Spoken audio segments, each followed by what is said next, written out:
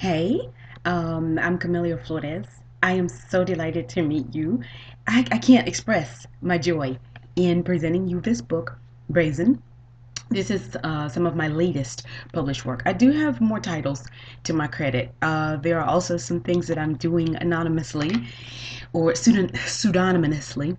Um, and that is not so much for my protection as yours. There's so many people who I love, so many people who I have no desire to hurt whatsoever. I think at some point in time, almost every author finds him or herself in that predicament. I've got a lot of work to get done, and the person behind the voice is not so much as important to me that the voice itself be heard. So, in order to remain true to what needs to be said, there's sometimes that my name can't go on it. With that said, my name is right here on this book, Brazen. I want you to get it as quickly as possible. I'm going to treat you to some online readings to entice you a little bit to get it. I don't know how much to give away, but I do want you to get the book. You're going to love it or you're going to hate it. That is all determined by what side of the fence you find yourself on.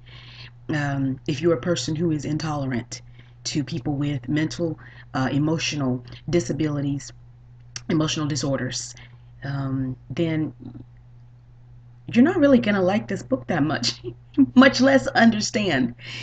Yes, in spite of who you may think I am, the book is highly erotic, but not for the sake of entertainment. It is most certainly based on reality or the version of reality that a person with severe bipolar disorder, that reality in which they live. If you're from Winston-Salem, North Carolina, like I am, then you are definitely going to see the placement. You're going to feel yourself in various universities, on various street corners. You may even recognize some of the characters. Yes, all names, dates, places, things have been changed to protect the innocent and the guilty. Um, but the book needs to be read. It's something that needs to be expressed, and I believe in it. It's not a thick book. It won't take you 17 days to read it. More than anything, it was therapeutic for me. Um, sort of, listen, this book is not about the entire life of anyone. Anyone.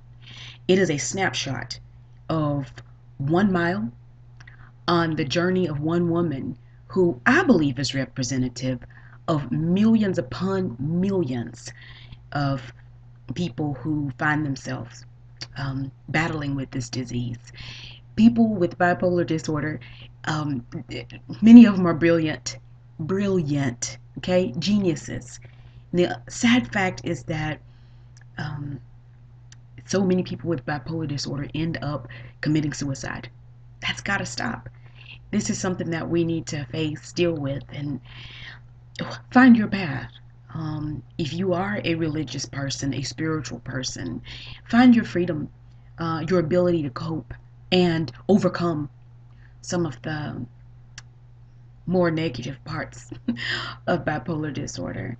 If you are an academician, hey, a scientifically oriented person, then okay, whatever. Take your medicines, whatever. But let's talk about this. Let's dialogue.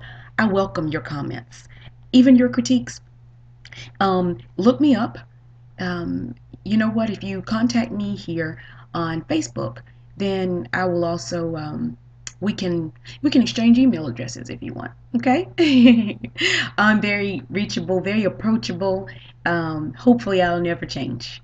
I have enjoyed this time with you. I hope we're going to get to know each other so much more.